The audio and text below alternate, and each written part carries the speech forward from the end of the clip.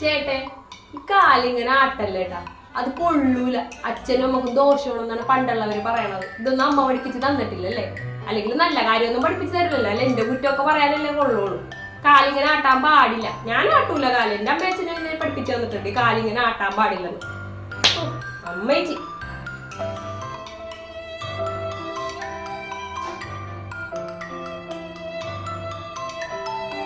A few moments later.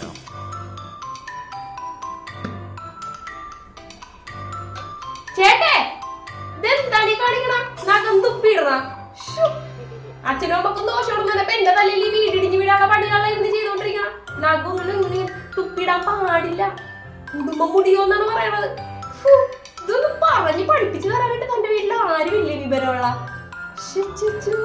ഇനി മേലെ ഇല്ലാത്ത തുപ്പിയിട്ട് ഒറ്റ ഇടിയാൻ വെച്ചിരുന്നേ. എല്ലാം പറക്കി കളഞ്ഞോളൂ ഇപ്പൊ തന്നെ.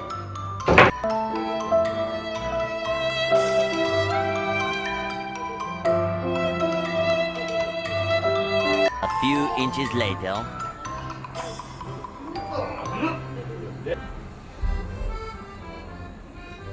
ശിവ ശിവ, ഇതെന്താണ് ഈ കാണിക്കണ? നടവഴിവാദിക്കലാണ് ഈ വന്നിരിക്കണത്. എന്റെ ദൈവമേ, കുടുംബം മുടിയും. വെറുതെ അല്ല വന്നലക്ഷ്മി ദേവി മൂട്ടിക്കാലം വെച്ച് തിരിച്ചോടണുണ്ടാവും. എന്താണ് ഈ കാണിക്കണ? കീർപ്പടോത്ത്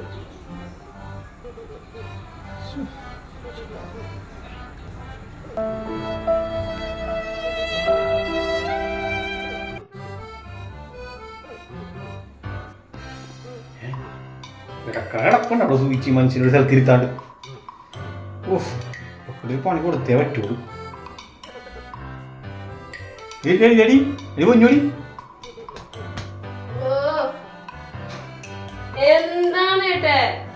നീ ഇതെന്തിയാ പണി കിടക്കണം? തവണ കിടക്കണത് നിന്നെ നിന്റെ അമ്മക്ക് ഒന്നും പഠിപ്പിച്ചു തന്നില്ലേ?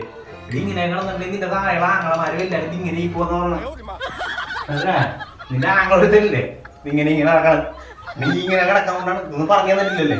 ആ വെറുതെ നമുക്ക് എട്ടാം കുട്ടിയാടി തന്നത് ഇങ്ങനെയാണ്. ആര് പെണ്ണു കൊടുക്കാനാണ്? ആര് കൊടുക്കൂടി പെണ്ണ്? ചോദിച്ചു നോക്ക്. ഞാൻ പോ.